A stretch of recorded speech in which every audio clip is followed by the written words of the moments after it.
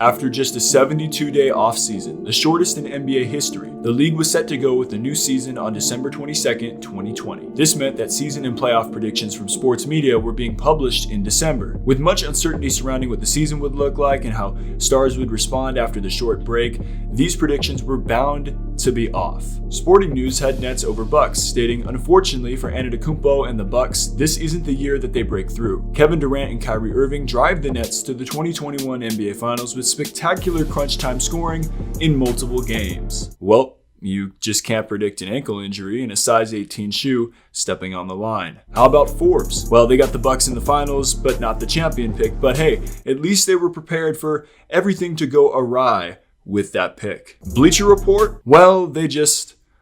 wow. Yep. Yep. But hey, I should be laughing at myself because my playoff bracket is Stop it.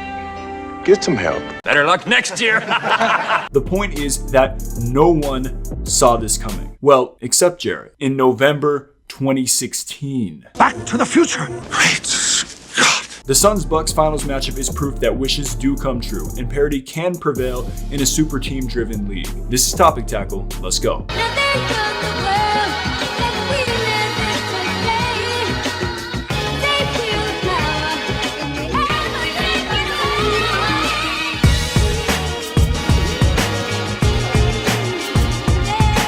What's good, people? JC3 here, and we are witnessing history in the 2021 playoffs. The NBA has both succeeded and failed big time. The success comes with this perfect parity finals matchup that fans have been begging for since KD's infamous move to the Warriors on Independence Day in 2016. The discussion of parity or lack of it in the NBA has heightened since that point. So what could the league possibly do to stop free agents from forming nearly unbeatable super teams? Their answer came in 2017 in the form of the Supermax contract. Added to the collective bargaining agreement between the NBA and Players Union, the Supermax was designed to give teams a way to offer their stars who are entering their 7th, 8th, or 9th seasons with significantly more money than other teams. Eligibility depends on if the player recently won MVP, DPOY, or made an All-NBA team. Giannis signed the richest Supermax contract ever in December and now finds himself in the finals. The NBA's parity plan worked, but of course, there's a catch, because that plan succeeded in part due to a failure on the league's behalf. The 2020 bubble was followed by the shortest offseason ever and condensed 2021 season. This led to an average of 5.1 players sidelined per game due to injury, non-illness, or rest related. That's the highest since ESPN's Kevin Pelton began tracking the stat in 2009-10.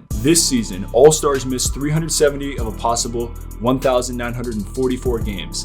19%. That's the highest percentage in a season in NBA history. 2,099 games were lost to soft tissue injuries this season, the second highest figure since 2017-18, which was a full 82-game season. This was due in large part to health protocols making it difficult to properly train players during the season. And of course, we've seen the effects of injuries to stars in the playoffs, which has notably aided both the Suns and Bucks playoff runs. Injuries are no good, and hopefully this problem can be corrected in the years to come. But for now, at least for parity's sake, we find ourselves with a matchup that seems too good to be true. Since 2011, the NBA Finals has featured either LeBron, KD, or Curry. Until now. This year is a blip in the matrix, like when Detroit met Portland in the 1990 NBA Finals, after a decade that featured either the Lakers or Celtics in every finals from 1980 on. In both cases, a 10-year stretch of dominance is stilled for a moment, and new faces arrive on the league's biggest stage. The Bucks are making their first finals appearance since 1974, and they're doing it with an unlikely cast of stars leading the way. Of course, the story of Giannis stands out the most, and if you want to see that in depth, I recommend checking out this video,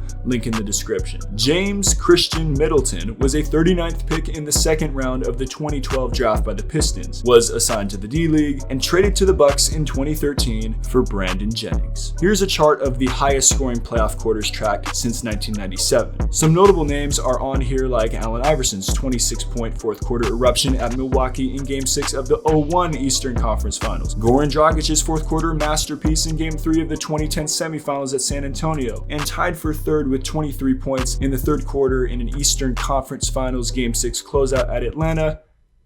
Yup. Middleton has been very quiet. Holiday back for Middleton, wide open for three, and hits. Middleton for three from straight away. Young is 2 for 9 from the field. Here's Middleton. Banks it home. Middleton got a notion for the foul line out. Hits it. Now Middleton played by Young. And Middleton. Inbounds to Middleton. Fade away. Right back at Middleton. Can they put a cork in this man? No. Chris Middleton. History was just made, literally, as the 3rd highest scoring quarter in the playoffs since 1997 belongs to Chris Middleton. Jrue Holiday rounds out the Bucks stars, and for an in-depth look at his life and NBA journey, I recommend checking out this video, link in the description. This is Phoenix's first trip to the finals since 1993, and they did it in their initial return to the postseason after missing the playoffs every year since 2010. Chris Paul headlines their run with the ultimate career story of perseverance. In his 16th season, at 36 years old, Paul has reached his first finals, and throughout this postseason, he showcased an art destined for destruction by the rise of analytics. And finds his spot and rattles it in for the deuce. Jokic comes out on him, shot clock at 1, he's got to fire. Oh! Around 2 screens, Chris Paul on the fly.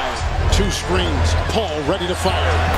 Paul, it is so hard to close. Paul, look at Paul weave. Look at Paul fire. About the game and those guys would play. Look at that play. Look at that play. No. He is a magician. Mouse in the house. Oh, another one. Paul sets, fires. That's right, long live the mid-range. How about Devin Booker? The same man who came off the bench in college and didn't post 20 points in a single game is currently in 3rd place for most points in a debut playoff run and can take the top spot over the course of the finals. And the way in which he's scoring looks more Kobe-esque game by game, so it's only fitting that Phoenix took down both LA teams en route to the finals. This is the rare occasion over the course of NBA history that parity has prevailed. And for everyone waiting for this moment to come, enjoy the glimpse, because we know it doesn't last long. Let me know who you are taking to win it all in the comments, and we'll be back with more Topic Tackle coming soon. Stay solid, people.